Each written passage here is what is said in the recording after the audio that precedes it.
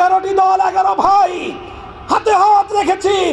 দলীয় কোনো প্রাপ্তির চিন্তা নিয়ে নয়, দেশের স্বাধীনতা, দেশের সার্বভৌমত্ব রক্ষার জন্য লুটপাট আর সন্ত্রাসের রাজনীতিকে বাংলার মাটি থেকে চিরতরে বিদায় করবার জন্য।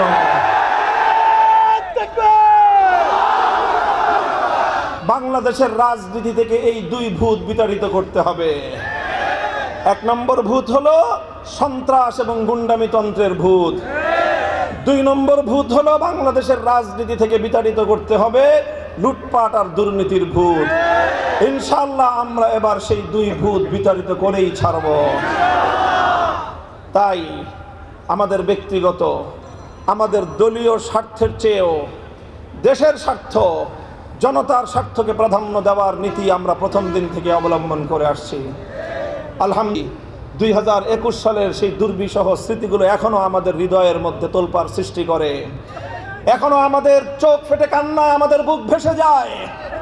আমাদের সেই সময়কার কথাগুলো মনে আছে, যখন নারায়ণগঞ্জের সোনারগাঁয়ে আমাদের উপর ফ্যাসিবাদী শক্তি তার বিদেশি প্রভুদেরকে নিয়ে, তার দেশীয় সকল অনুষঙ্গকে নিয়ে, সকল প্রতিষ্ঠানগুলোকে নিয়ে, রাষ্ট্র নিয়ন্ত্রিত প্রতিটি আইন শৃঙ্খলা রক্ষাকারী বাহিনী, গোয়েন্দা সংস্থাদেরকে নিয়ে আমাদের উত্থানকে ঠেকিয়ে দেওয়ার জন্য, আমাদের প্রতিবাদী কণ্ঠস্বরকে স্তব্ধ করে দেওয়ার জন্য ইতিহাসের ঘৃণ্যতম ষড়যন্ত্র আমাদের বিরুদ্ধে পরিচালিত করেছিল।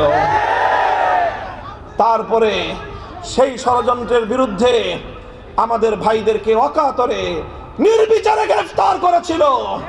16টি মামলা দিয়ে 2500 নেতাকর্মী আমাদেরকে গ্রেফতার করেছিল। গ্রেফতার করে ক্ষান্ত হয় নাই। আমাদের সোনারগাঁও থানার সভাপতি বাংলাদেশ খেলাফত মজলিসের জনাব মরহুম ইকবাল শহীদ রহমতুল্লাহ আলাইকে বিনা চিকিৎসায় কারাগারে বন্দী রেখে নির্মমভাবে তাকে মৃত্যুর দিকে ঠেলে দিয়েছে।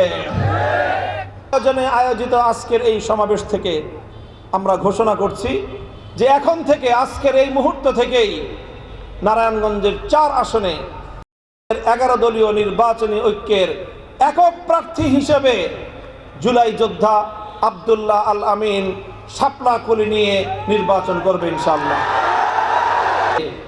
বাংলাদেশের 18 কোটি মানুষের স্বপ্ন বিনির্মাণের জন্য পথে নেমেছি। আমাদের এ যাত্রা কিন্তু কুসুমাস্তীর্ণ পথ ধরে নয়। আমাদের এ পথ কণ্টকাকীর্ণ পথ, আমাদের এ পথ সংগ্রামের পথ, আমাদের এ পথ বিপ্লবের পথ।